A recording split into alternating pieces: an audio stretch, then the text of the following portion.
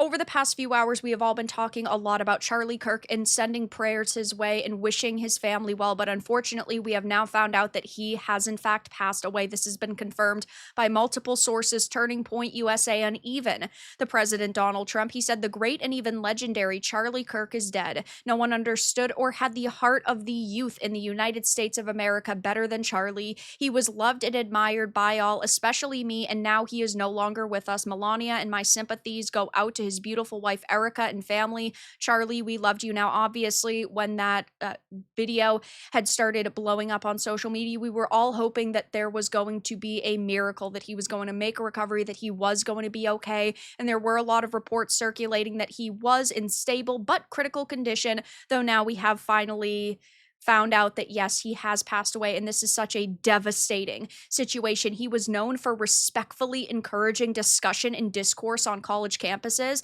and now you might vehemently disagree with his stances, and you might not agree with the person that he was, but it should not have resulted in a scenario where a child and a wife lost their family member. This is an absolutely appalling situation that we have on our hands, and all he ever did was voice his opinions and create an environment for conversation. And you might disagree with his stance and the things that he had said, but ultimately, this is not ever an okay answer. If you go to platforms like X, Reddit, and even Twitch, you will find thousands of unhinged calls of violence over politics, but political violence has no place in America. There are certain people out there who cannot stand their stances being challenged, and this is their response. It is completely disgusting, and it is a vile, and it is unacceptable. We always hear about the tolerant left and how they want to promote a more inclusive environment until you start questioning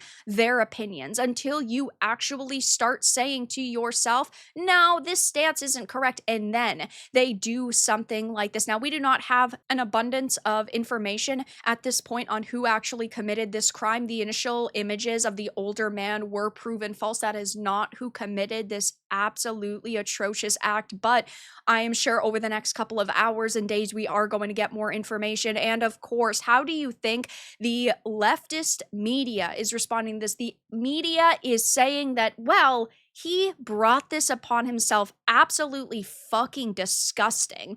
MSNBC is blaming him for getting himself shot. You can't stop with these awful thoughts you have and then saying these awful words and then not expect awful actions to take place. And they are suggesting that the person who hurt him was a supporter shooting their gun off in celebration. These are absolutely vile, disgusting claims to make. And they really didn't sit here and think, maybe it's best we don't say this. Maybe it's best we don't even air this thought, because there was no shred of truth to it whatsoever.